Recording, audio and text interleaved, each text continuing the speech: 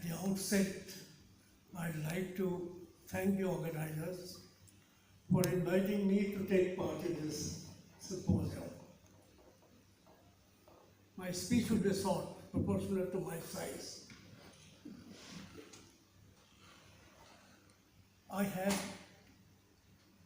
the very good fortune of having close association with this giant of an artist for nearly 3 decades. To me, Bhupen Hazarika was not an individual, he was an institution. His complex and this particular institution demands long hours and days of discussions for a proper appreciation. His amazing personality, which I saw from very close quarters, in which the artist, the teacher, the humanist, the reformer, the singer, the dancer, the painter, all roll into one, defies easy definition.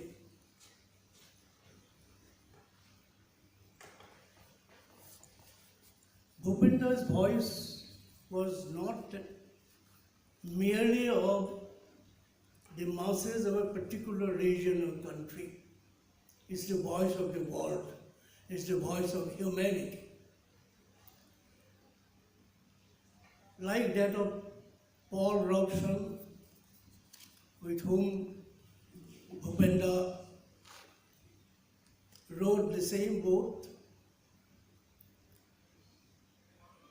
Bhupen Hazarika's voice was for freedom, peace, and humanity.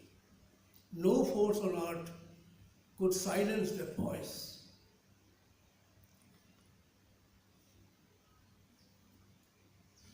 This voice gave courage to people in the face of fear. And he himself writes, I'll quote,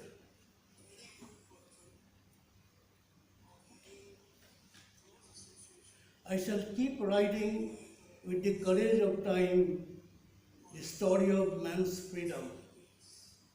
And he did it so boldly and poetically for long years.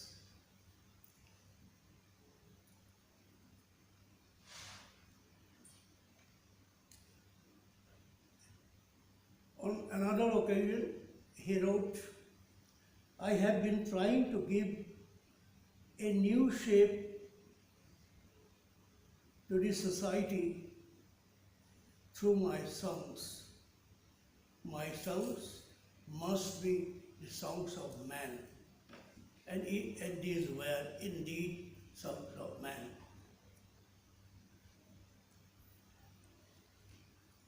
As a nomad, he traveled throughout the world, trying to weave a thread of unity among various countries, races, and cultures.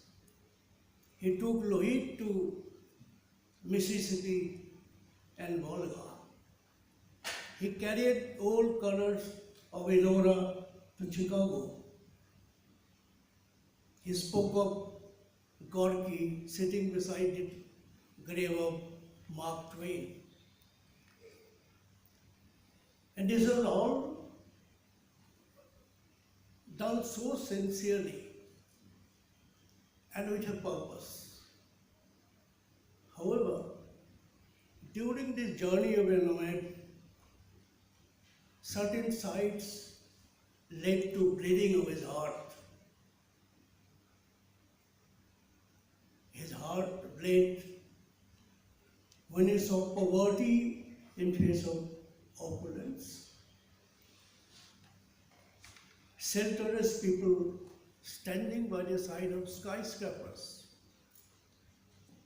So he revolted against the system through his songs, and inspired a complete generation of people.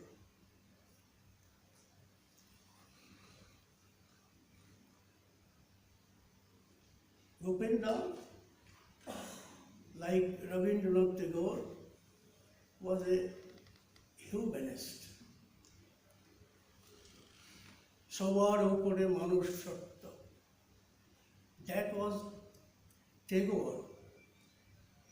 One wrote to promote that truth, and the other sang in praise of it.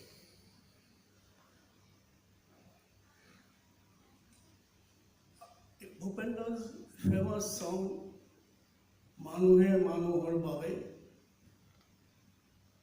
echoes not only the quintessential human values, but echoes the glorious Indian tradition of universal love and fraternity. Vasudhaiva Kutumbakam. If man do not think of man, he asks, who else will?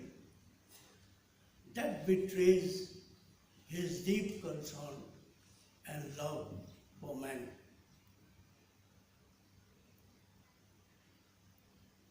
I have had, as I said, the good fortune of a long association with him. I'll narrate 3 episodes, 3 experiences. After the Chinese aggression in 1963, the then Nepal administration invited him to visit Khaund district, perhaps with the object of assuaging the bruised sentiments of the local people and to raise the morale of the Jawans. I had the good fortune again to conduct a tour. On a December morning, we left Tezpur, past Chaku, Lopa, Bobdela, and arrived Derang in the evening. On the way, this lover of man wept, literally wept, saying death and destruction. In the evening in Derang, I was amazed to see the magical effect of this voice of this great artist. Hundreds of people whose faces a minute before were swollen and sad, lit up after Dr. Hazarika sang 3 songs. That was the magic of his voice. The second incident in 1977, the Nepal administration decided to produce a full-length Hindi film, Mera Dharam Meri Maa. And as cultural secretary, I was in charge of production of that thing. One evening, he was shooting a dance sequence of a Nisi folk dance called Rikhampada. After the shooting was over, Bhupen called that Nisi girl.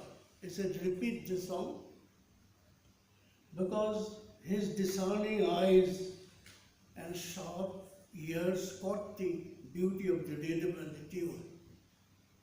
The girl repeated. We went. Next morning, what I saw was a tantalizing beauty. He composed and gave tune to a song, a very popular song, Aham Amar Huvani Lupori.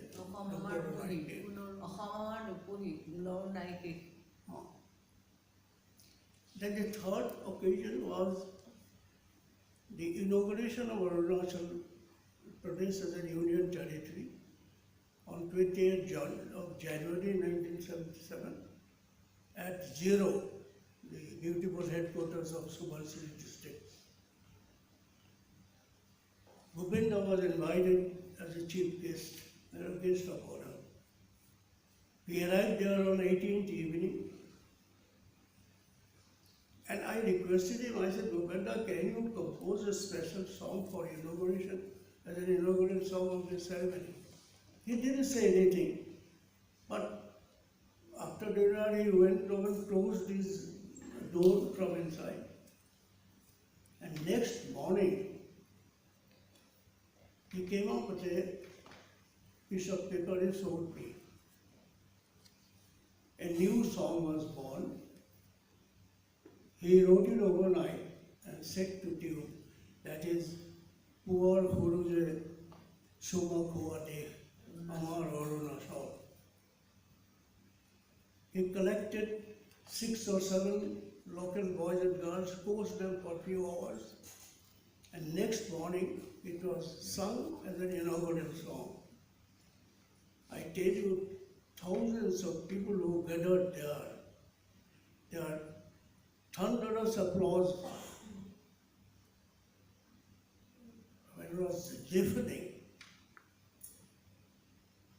On 21st morning, before he left Jero, he told me, in a very soft voice, he said, Toluko,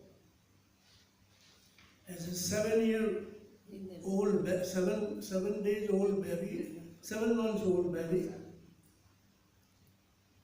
I survived one full night, breastfed by an Arunachali mother. And today, I think I could partially repeat it alone. And look at his greatness. What is this amazing?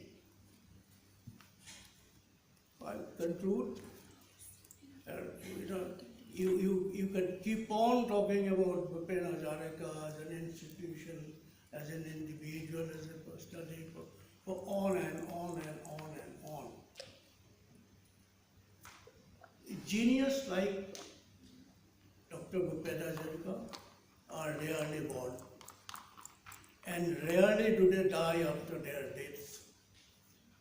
They live on.